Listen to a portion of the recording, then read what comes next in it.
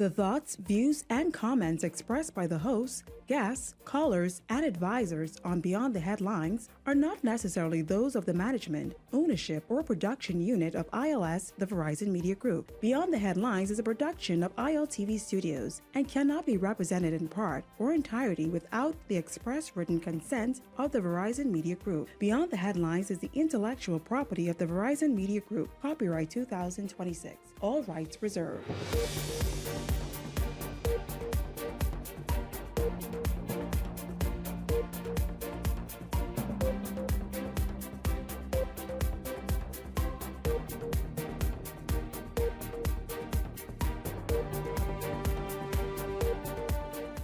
It is Week in Review Fridays. Tonight, a look at the week that was in the House of Assembly. What are many of you saying about the ongoing row of politician number one?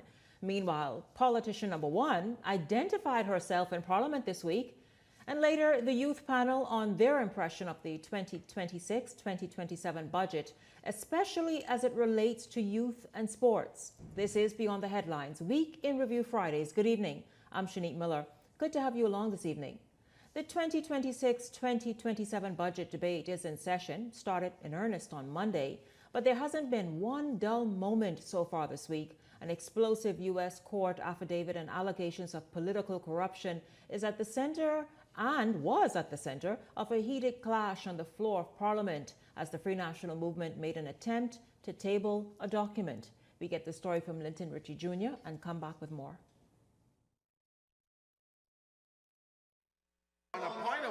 Madam Speaker, again, Madam Speaker. A dramatic showdown erupting in the House of Assembly as opposition leader Michael Pintard attempted to table a U.S. federal court affidavit containing allegations of links between a Bahamian politician and an international drug trafficking network.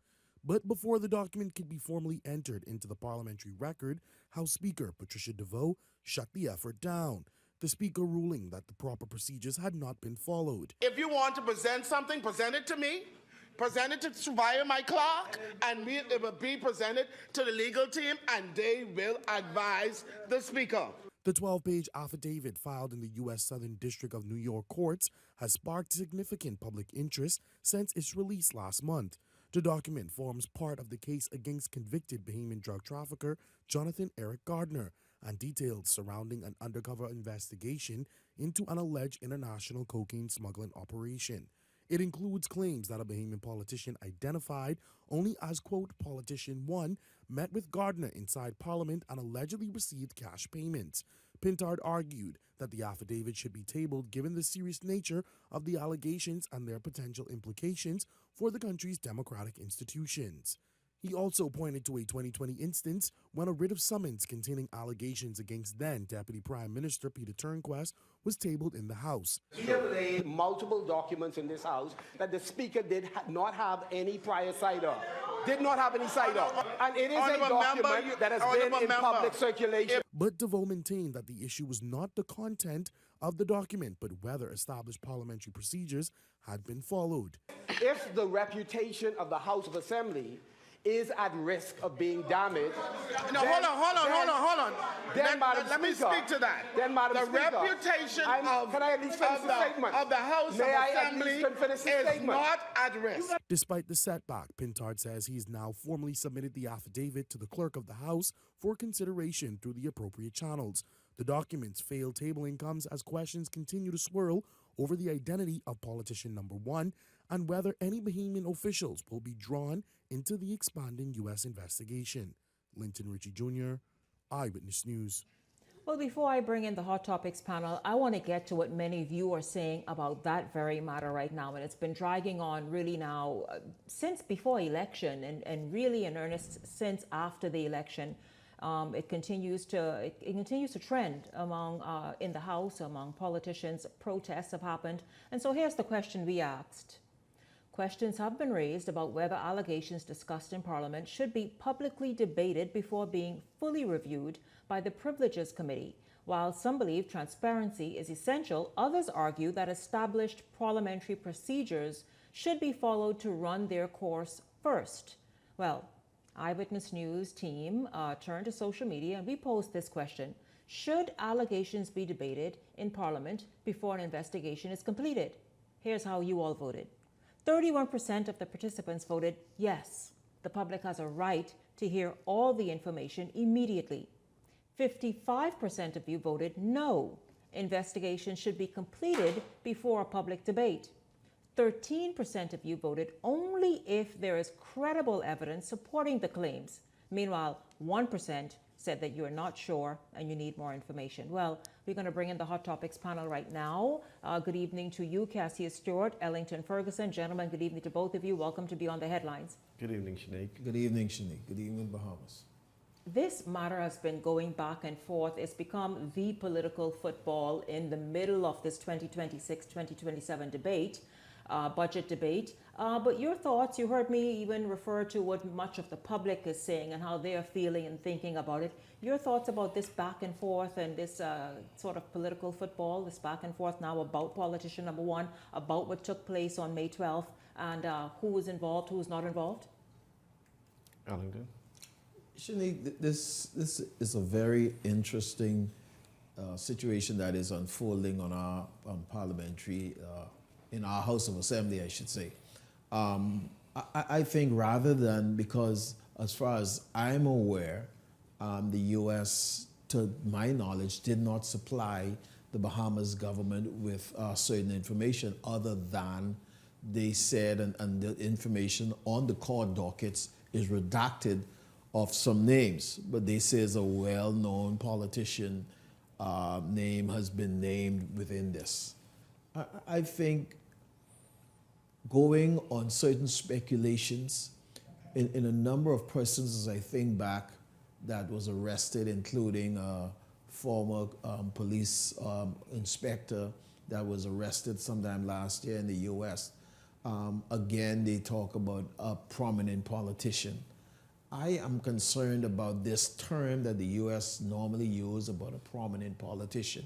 If there's a prominent politician that is involved in something, why not call them out like immediately? Yeah? you send out indictment for other persons and other citizens of the Bahamas, rather than kind of throwing this speculation over and shadow over the government of the Bahamas, why not just name the politicians, let the chips fall where they may? I mean, what is the U.S. using this for? I mean, the U.S. normally do not cooperate with corrupt governments and corrupt countries, okay?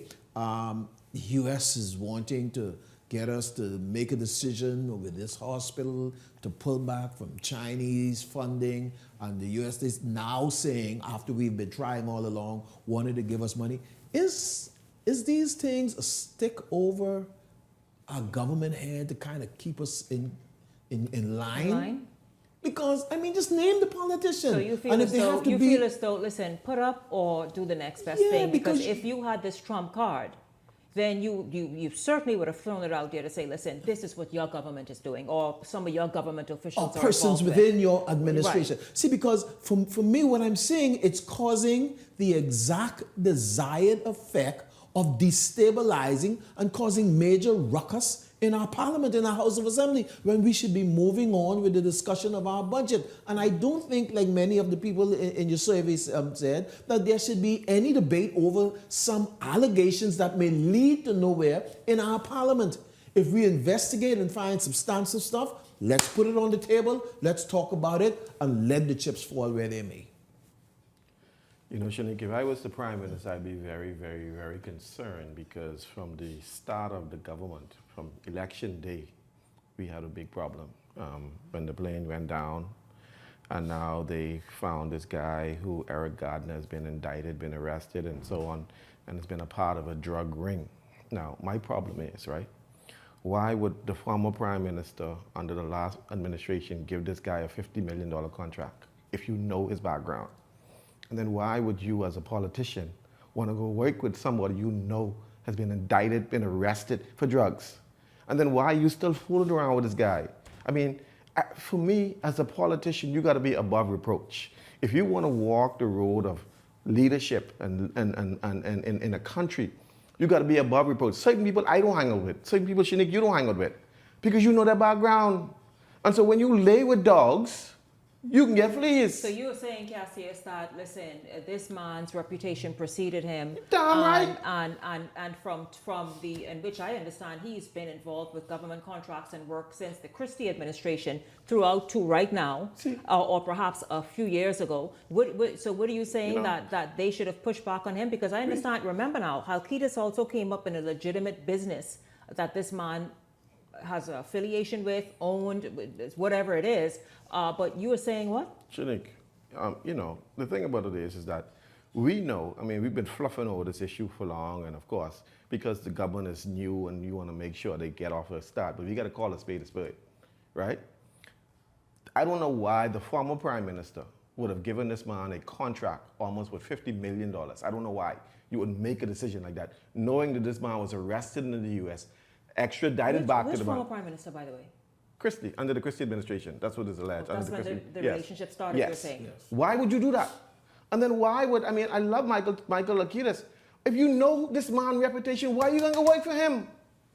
I don't understand that. For me, I don't hang out with certain people if I know their background. I don't care how much money you get. These people, Michael is a smart man. He could run the country. But why you want to go work with somebody you know you got this kind of reputation and you know it can come back to you? And so all of the things that is hitting them now, they deserve it. Because you lay with dogs and you can get fleas. Mm-hmm. And so for me, I would be very concerned if I'm the prime minister, because your administration start off on a bad leg. And it's only going to get worse, because now you got to tighten up, prime minister. You got to put those fellas in order. And all these shaky and shady people you got in your cabinet, you got to deal with them, because everything coming down. So you call some members of his cabinet shady and shaky? If you hanging out with dogs, right? My mommy always tell me, you can get flea. If you hanging out with people you know the U.S. was after, you know the United States is after these people, why are you still, if you won't be in leadership? See, leadership is a sacred responsibility. And for me, we keep electing these people who don't understand that sacred responsibility. How you expect for the children to want to abide by the law when you're hanging with people you know breaking the law? That don't make no sense to me. Ellington, your thoughts on where Cassius sort of pushed this discussion? I have not known, and I hear Cassius, and I agree, if you know that people are shady, that you should kind of distance yourself from him, especially, well, not only in public life, in any aspect of life. But I don't know that there was public knowledge that this guy was wanted by the U.S. You may not know it, but he was arrested before, Alex. He served time. And he was extradited again. He was extradited from the United States to the Bahamas. They knew that. See, among the circles you may not know, but they know what's going on. My first time hearing about this guy is just in the recent weeks, as when the plane went down. I heard his name surface a couple months before that. I heard his name surface in some voice notes, but never knew all of the details about whether I learned now that he served time. I never knew until you said just now that he was indicted. I knew he served time in the U.S., but I didn't know that we had indicted him. See, once you become the leader of a country, and leader I mean member of parliament, cabinet minister, prime minister, even taking a picture with people who are suspect is a problem sometimes. Absolutely. Oh, you absolutely. And so you got to be very, very careful of who you hang out with. Mm-hmm. Because what happens is that your association makes you guilty even if you ain't doing nothing. Has this become a major distraction and thorn? And as you said, Ellington, it may be an intentional one, but one that this administration really seems not to be able to do anything about right now until that investigation proceeds in the United States and perhaps it goes to court. But just how much of a distraction is it? It is a major distraction, and they cannot shake it off. The opposition is holding them feet to the fire with it. They're not allowing them to shake it off. And the House of Assembly, the budget debate, almost seemingly like it's going nowhere. It's almost a daily thing, and it's a major distraction. We have to guard our democracy, and we got to guard the integrity, not of Parliament, but we got to guard the integrity of the Commonwealth of the Bahamas. So when they look at us, they don't look at one of us, they look at all of us. And so we got to make sure that those who are in Parliament live above reproach. And so now I see the speaker trying to deflect and say, oh, we don't want, if it's a document that's coming from a court in the United States, right? I might want to submit that to Parliament. Don't give me no red herring and all this as if you ain't want to try to get this out. Listen, we got to get to the bottom of the problem. All of y'all in Parliament. Because you are the leaders of our country. You are the gatekeepers. You are the fathers and the mothers. How do you expect the next generation to respect you when this whole thing going on? We should never be back here. The problem with this government is that they lack depth and they lack wisdom. Because after 50-something years of an independent nation, we still dealing with behavioral issues and poor choice of who we associate in management. We should not be here now. Okay, Cassius, we don't know who has behavioral issues or who is not have acted with the greatest measure of wisdom. Because nobody, wait a minute, because nobody's name has been called. We can have innuendos. In fact, as Islington mentioned, and I'm happy that you brought it up, last year, the year before, during these senior police officers' arrests, then it was said a politician is involved. It's been at least a year and a half, and we don't know who this politician is. So this could go on and on for the longest while, and it turns out it's none. So until it is revealed, Cassius, you cannot make statements like that. But let me build my argument. When I mean behavioral issues, is that after 50 years, we are still talking about politicians who are associated and being associated. That's worldwide. We ain't talking about the U.S. We're talking about the Bahamas. We're talking about everywhere. People will be associated with people. Wait a minute, Cassius. People with any industry, I don't care if it's legit one or those in the black market area or a little shady gray area, will want access to power. They will always be friends, family. They will always be, perhaps, who knows, even investors. What I'm saying is that part right there, I don't think any government can shake because it's worldwide. How can you shake and avoid somebody who may be in an alternative industry or work? You made a decision. If somebody comes to me or you, and I know your background, right?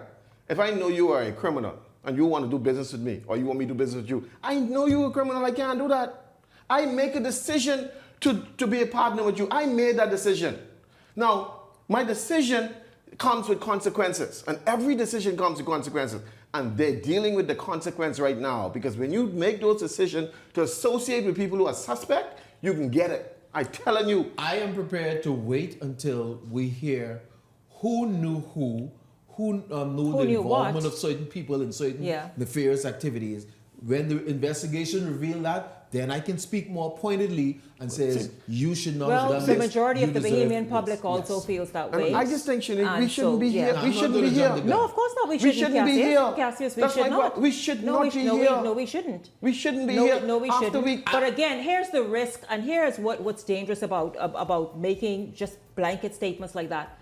Remember now, East Grand Bahama said he's related as well, through his wife, to the person who is in U.S. custody. So what I'm saying is, so we can't make assumptions and judgments on the fact that his wife is related. Listen, what I'm saying is we should wait and see exactly what is revealed with the investigation, whatever the U.S. chooses to make public. If you want to do business with any banks or any corporation, they have something called KYC, MLO. They run your name through this international database through FBI checks. If you want government contract, they probably do the same thing after that level. They knew what was going on. So don't tell me nothing, because I just got a letter today from the bank saying, well, MLC and KYC and ABC for me, right? And so they know what was going on with these people. All I'm saying is, as government leaders, you cannot keep making dumb mistakes. Point taken. When we come back, the Free National Movement leader, Michael Pintard, says he's not going anywhere. He will remain leader of the Free National Movement. We'll talk about that right after the break.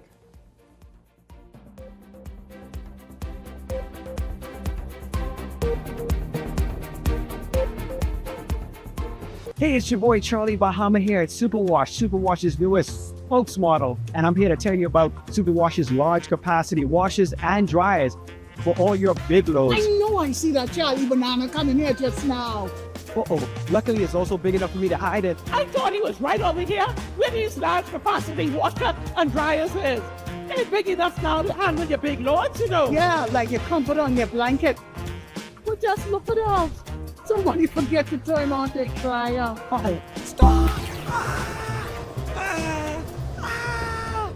Help! You hear something? Yeah, that's the sound of clean. Superwash washes you, processes you, and entertains you 24/7. My name is Charles Wesley Roll. My organic farm is Nice Layers Organic Farm. I have 230 birds up here. I give them fresh water, pumpkin, lettuce, cabbages, all the vegetables. Anything what I eat, they eat. Right now, we sell the eggs for $7 a dozen from Monday to Friday. On Saturdays, you can get 4 dozen eggs for $21. I'll be located on Jamaica Road, the western side, Silverstone Primary School. Edenwell has expanded their testing menu. We now offer blood work, drug screening, and so much more. Our hours of operation are Monday to Friday, 7 a.m. to 5 p.m., and Saturday, 8 a.m. to 1 p.m., located on 11 Madera Street. We are here for all of your laboratory needs, with fast and reliable lab work done by our friendly and knowledgeable staff. Let us help you take the needed steps to stay in the know about your health. Let's keep working towards a healthier you. Stay Eden well. Wealth should not only belong to a select few. At Investar, we believe the door should be open to everyone. We provide options for planning a better future.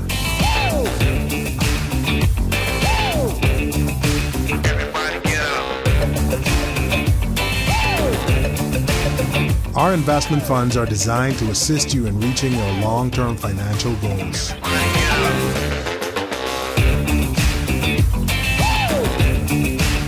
Let us show you how.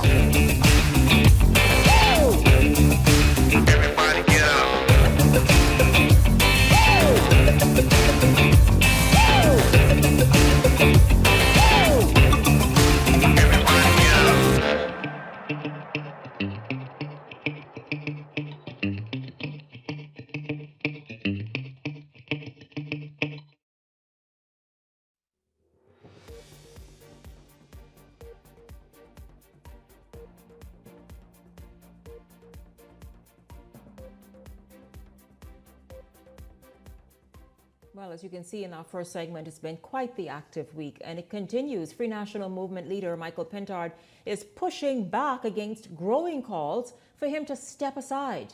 The party's defeat, of course, happened just about 3 weeks ago during the 2026 general election. Now, Pintard is dismissing criticism from individuals. He says that they do not have any relevance in the party's decision-making process, while maintaining that F&M officials have already made their choice on the way forward.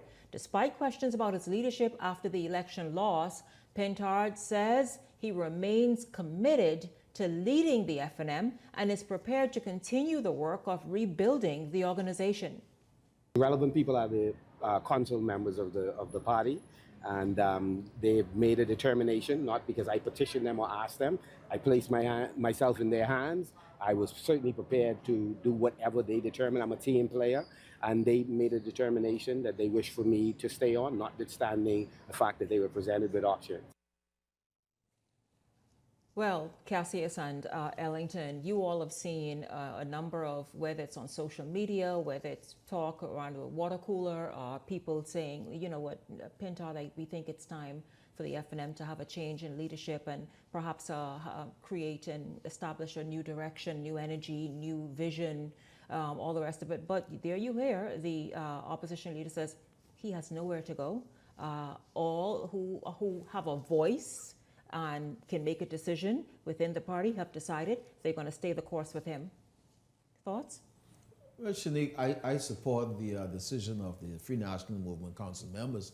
When you look at all of the dynamics that's involved, they have 8 members in Parliament, 3 of them, Michael Pintard, the Honourable Michael Pintard, the Honourable Adrian White, and the third one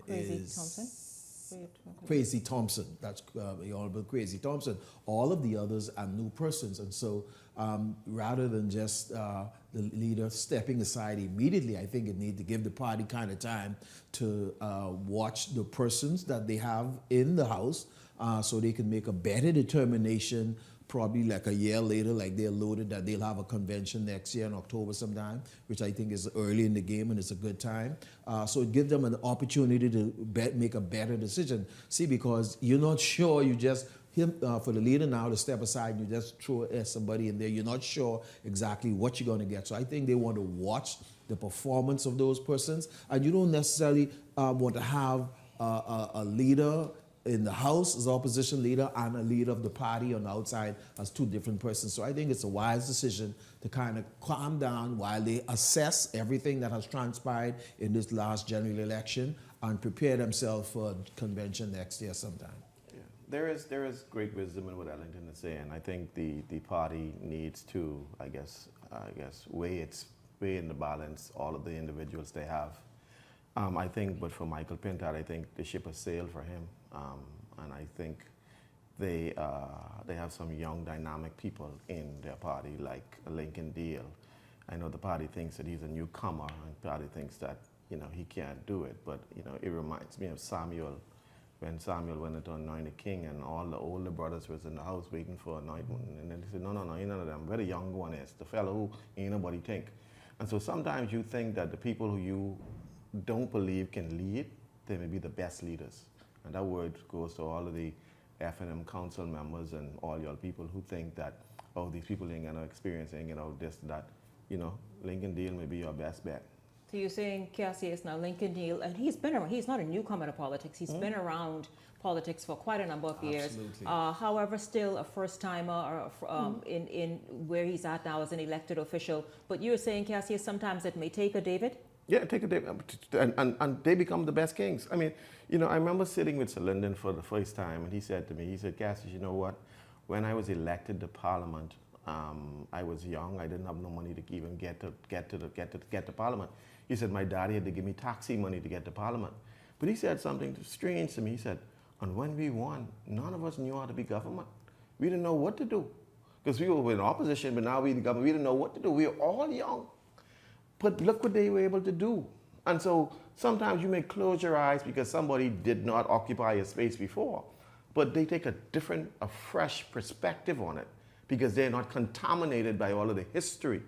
You see, you give them a fresh perspective to lead, and now what you do is you just go up. If you deal with people who have the contamination of history, they worry about this and worry about that and trying to follow this protocol and that protocol. We want all that. We want to build. And so I think for the Free National Movement, for Michael Pintard, I can say it again, that ship has sailed. But I think your bet may be on a young Lincoln Deal because he brings well, there is Andre Rollins now. Let's not overlook the entire bench. Andre Rollins has been, there's a lot of talk. Well, he could throw his name in that. He's trending on social media where people feel as though he may be sort of eclipsing and the shine of everybody else, including the leader. A lot of people think that Andre got a hot head, but Andre got to be Andre. Andre is Andre. And so I'm not sure what hot head means. I mean, him and Loretta had an issue in the House of Assembly, and he had an issue with Perry Christie and so on. I mean, and he said he repented. So he may bring a different perspective, but Andre's been there as well too. But think about it. Sometimes in order to really take an organization from where it is to grow exponentially, you need a zero approach. You need somebody who is not bogged down by the history of all of the garbage that the party has. Somebody that can really take the party moving forward. And I know about all of this, and he don't know all of the ins and outs. That's what you need. You need a David who don't understand. All I know is there's a big man out there saying, "Christ my God," and I don't care how much weapons you get, I can take you down. That's what you need. The F&M is a very strong organization. In spite of all of the infighting and all of the defeat that we've seen them experience over the last couple of months, last couple of years. But I think the Free National Movement needs a time of rebuilding. It has a strong, vibrant structure, but it needs a time of rebuilding, reorganizing itself to prepare itself to, first of all, be a formidable opposition during these next 5 years, and to position itself, unify itself, someone that's going to be a unifier, that can pull people together, someone with charisma, that when we reach into the next general election, this person could be able to put up a real force against the Progressive Liberal What is Party. so scary, though, I mean, you use some key words about being a formidable force. I think both political parties in the Bahamas is experiencing deterioration when it comes to that formidable absolutely. force.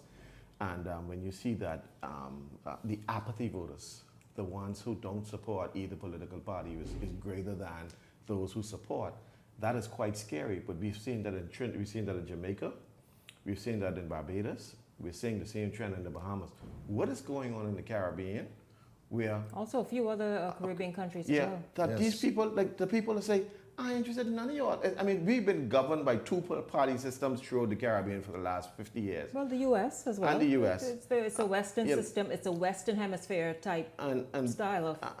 That system, while it may be more entrenched in the United States because it goes all down to the mayor and the governors and the judges and so on, it doesn't have that same effect in the Bahamas. But why is it that there's a growing number of young people or older people who don't care about the PLP or the F&M?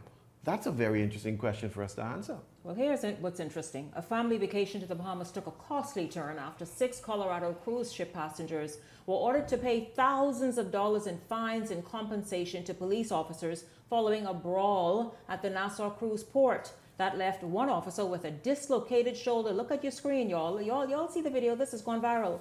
Videos of the reported incident went viral this week. The group who arrived in Nassau aboard the Disney Fantasy on June 7th appeared before Senior Magistrate Cara Turnquest on yesterday to answer a series of charges arising from the incident. Now, many Bahamians, of course, you saw some comments, they're vexed. You know why? Because they say, would Bahamians have been so lucky to walk away with just paying some fines and compensation fees? But let's continue. Here's what happened. 3 police officers were listed as virtual complainants in the matter, including one officer who suffered a dislocated shoulder after the attack. The defendants, Danielle Durbin, Gabrielle Aguilar, Jail Duran, Irvin Aguilar, Andrew Tapia, and Jose Duran, face various charges, including assaulting police officers, causing harm, damage to property. Remember, they broke the door there, which involved a glass door of the police station, disorderly behavior, resisting arrest, and using obscene language.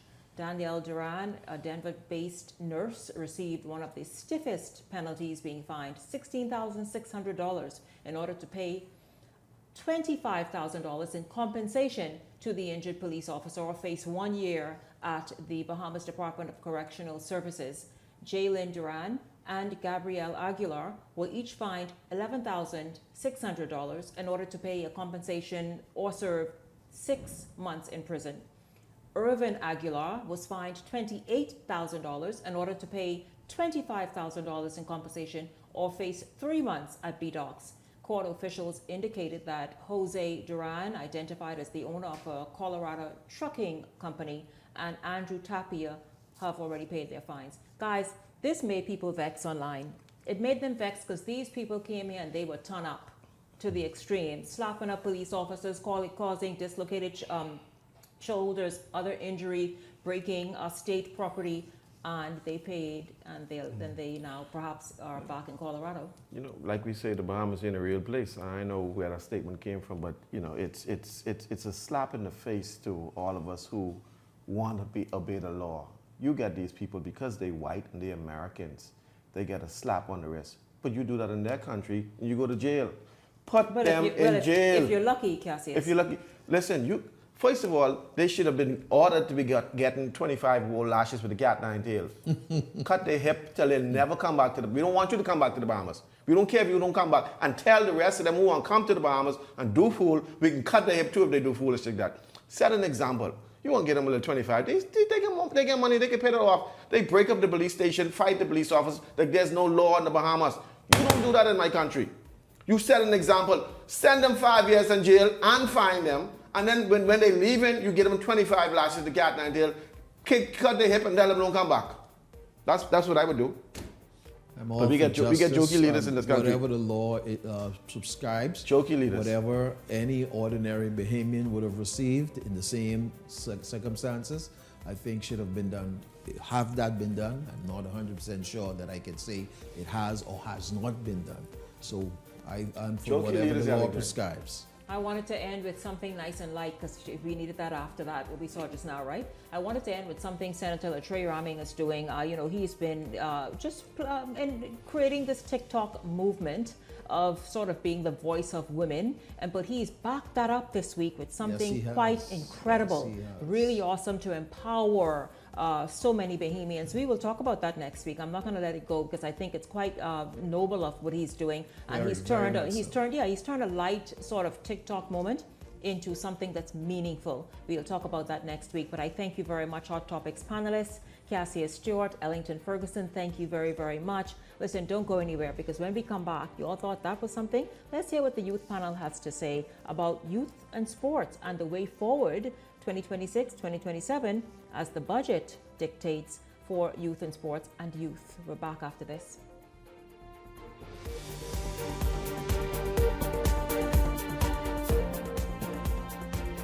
Welcome to Paradise Premium Foods, where exceptional taste meets everyday convenience.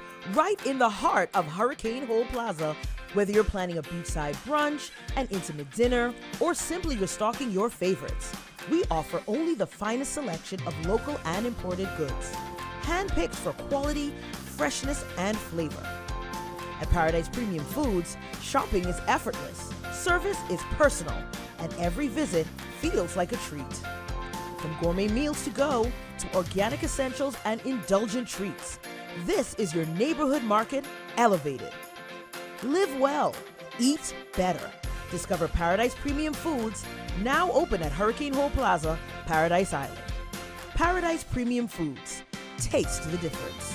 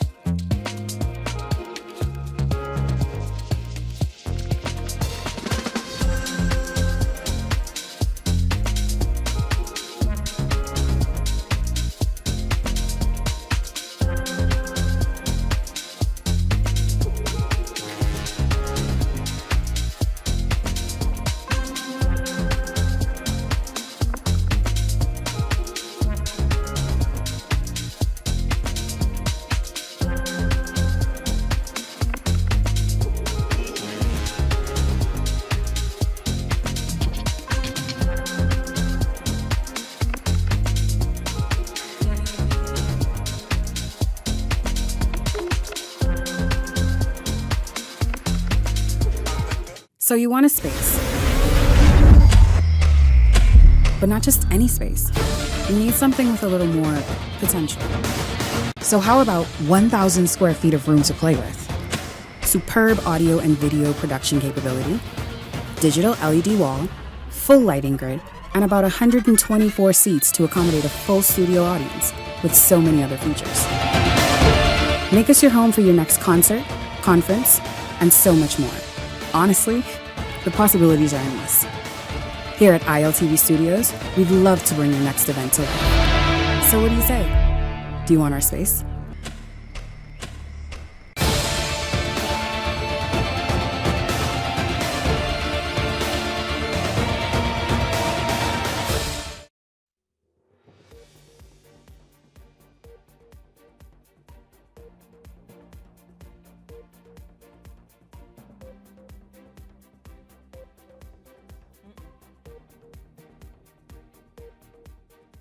Well, the budget is all the talk this week. Many ministers of the government have been making their contribution to the budget.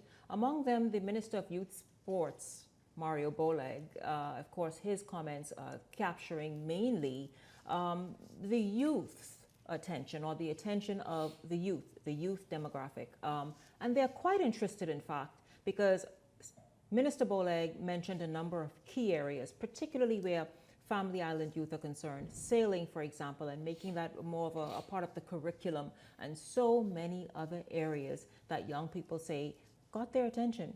We're going to speak with the members of the youth panel right now in this segment. Welcome to Beyond the Headlines, Tafari Gibson and Aaron Jones. Gentlemen, good evening to both of you. It's good to have you both here, and hope you both are doing well. Yes, good evening, Thank you, Janique. Thank you for having us. Good evening, Bombers. We heard Minister Boleg speak about sort of a national youth sailing program. Now, we know there is some form of that, but he really wants to amplify that, a national ambassador sort of program. Again, magnifying these areas that will further empower, equip, and expose youth. But let's just start right there with the sailing program and a lot of his contribution. What is the response of youth? What do they think? We saw youth being very interested in paying close attention during the election campaign and the election season. And so what do they think about a ministry that is really speaking to them?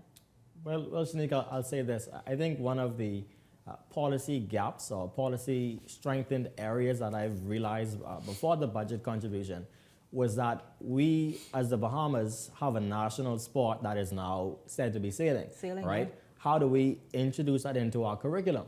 How do family islanders get the experience to truly learn and develop on our national sport? And so in the actual words of what was said in the budget, junior sailing reaches 16 new schools across the Bahamas and the family islands. And that junior sailing program, guys, and I noticed because I've covered a few regattas before, it is, number one, very popular, very impactful and important, especially in family island communities. And I imagine even certain schools here in New Providence. Yeah, definitely. And you know, it's very intricate to have that now kind of imported into our education system, right? It's one thing to know about the sport. It's one thing to, you know, hear about it. Yeah, that's the Bahamas national thing. But now how do we infuse that into our curriculum, into the minds of Bahamian young people, and further develop on that culture here? Tafari, you want to add anything before we move on? Well, yes. Because here's the question. We know that the program is impactful. To hear the minister talk about expanding it and importing it into the curriculum and making it sort of really recognized, where it teaches the skill. Boat building is a skill that so many family island communities are very proud of, especially the sailing community. So how are school age, teenagers, youth, how are they sort of reacting to this, and what are their thoughts? Well, Shanika, like you said, we're expanding it. It was already there. Now it's all about the expansion of it.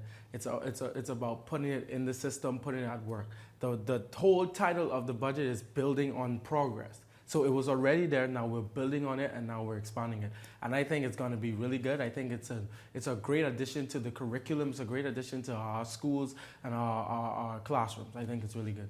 Yes. Now, of course, the minister mentioned a number of other areas, key areas, in fact, areas that you all before on this show have said are important, that your groups and the various groups you're part of, and the conferences and conference calls and meetings that you all have that you want to see more of, so that you can stake sort of your place in the nation as we move forward. Among them, and I want to make sure I get this right, to grow the National Youth Ambassador Program. Let's talk about that program. How significant has it been already? And also, how excited are you all to hear about putting even more focus and effort on it so that it gets bigger and reaches more people? Well, Shanique, it's really good to see that we are focusing on these sectors. I think the Prime Minister did a good job in breaking these down and making sure that they are specific in where they work and where they strengthen these areas, because the National Ambassadorship Program has already been doing major work. As a matter of fact, we were in the barbershop the other day and we spoke with a youth ambassador, and he would have told us how he did policy work in the program, how he did work with helping people. So I think that expansion of that program not only gives them the opportunity to get into the field, but help other people and give other people a chance to experience how they can help their government. Well, Shanika, I'll also add to that. I think it's paramount to have the voice of young people in national and regional as well conversations, right? So I personally admire the National Youth Ambassadorship Program because it gives young people the voice, right? So it's not just we speaking about young people being involved, it's now actually creating a forum and a representation level where young people, Bahamian young people, can represent the Bahamas in various areas. That's development, that's communications development, that's representing us in global youth conversations and climate change and a whole multitude of different topics that we can expand on in the country. How far has this program, obviously it's going to be built out even bigger now, but how far has this program already taken those who've entered and been successful in being an ambassador? What if they've been exposed to? How have they been better equipped to show up even in bigger spaces? Well, Shanique, I've seen youth ambassadors going to Dubai, going to conferences, and so the exposure is great. The exposure is great, but there needs to be tangible results. And so I think that this cohort, this next move is going to be tangible, more tangible results that not only young people can see, but the Bahamian people can see. And then, Shanique, also, I think in terms of self-development, it is an awesome program. You know, apart from representing your country and being a true Bahamian citizen, that is also serious personal development. I know some national former youth ambassadors who work now in major sectors in banking, major sectors in policy and communications, and it certainly given them skills they need to inquire about real world solutions. Yeah. I know you both have been paying very close attention in the last term of this administration, just into the entire governmental process. You're obviously on top of things now, starting out. The ideas you've seen and heard, whether it's the last term and certainly that are being rolled out still in this new budget and this new budget cycle, do you think those are ideas that can take the country further, move it forward, empower youth, be able to grow an economy that includes all and sort of even highlights some key trending new industry and areas for youth or those looking to maybe change careers or whatever it may be in the Bahamas? Shanique, I'll say this. I think if the Bahamas government actually acts on what they propose to the Bahamian people, yes, definitely. I think we can certainly go much further if we actually act on expanding various industries and economic sectors of young people and diversifying those kind of regions of governance. I think it will definitely go very far. If we act on, it's one thing to write it down and put it in legislation and put it in the budget communication. But now you want to see a government that will echo that and actually put pen to paper and get it done. To piggyback off of what he said, that's the truth, because we can see the amount of people signing up, but we want to see them going through it. So, and Shanique, so then the onus is on those who are signing, who are absolutely registering for these programs, because many of them, just as you all said, they register, and when you look for them, weeks later, months later, they just want to take the lazy way out. I mean, anything worth getting takes work. Yeah, And so certainly every demographic should know this and understand it and respect it, because if you work for it, you appreciate it even more. Definitely. Yeah.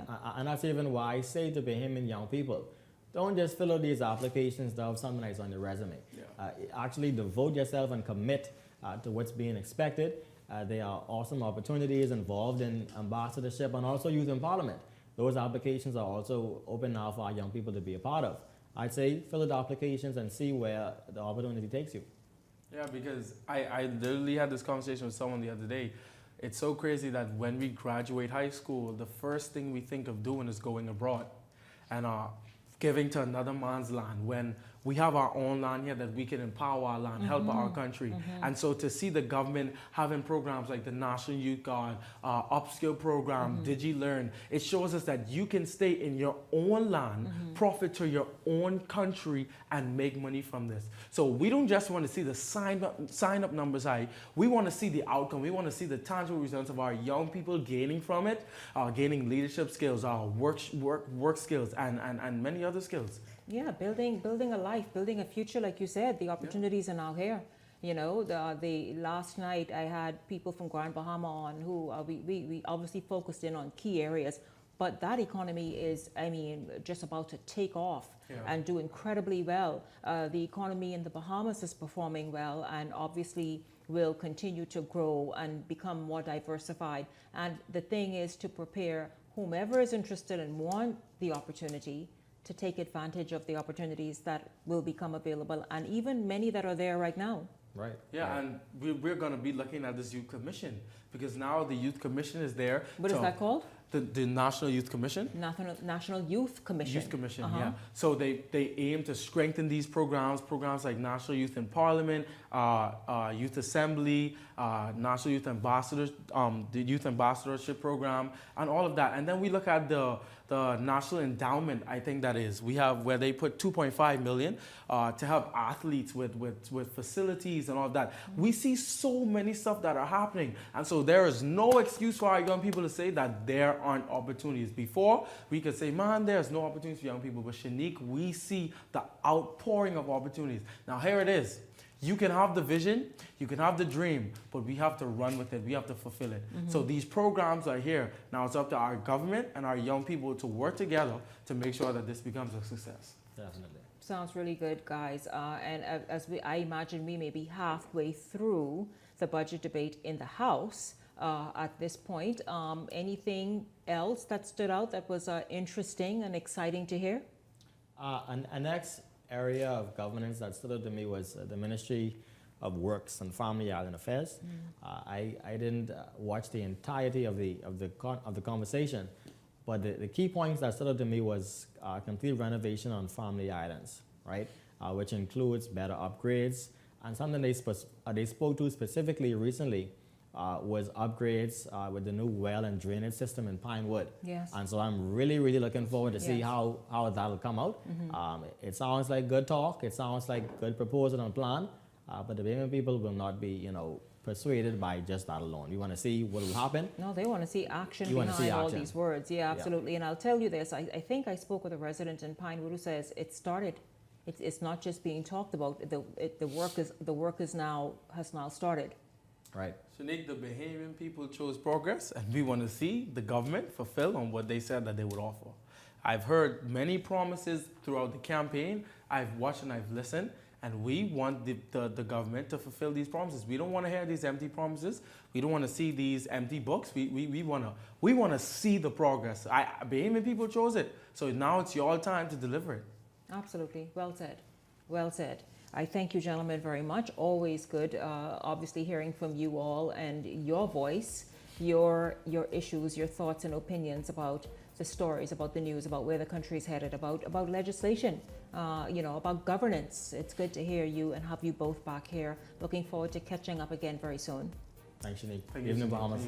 I thank, of course, everyone who appeared on tonight's show. Of course, the Hot Topics panel, Cassius Stewart, Ellington Ferguson, and now, of course, the youth panel. Thank you both for being here. And thank all of you for hanging out all week long. It's certainly been awesome having you here. And I look forward to seeing you right back here Monday evening.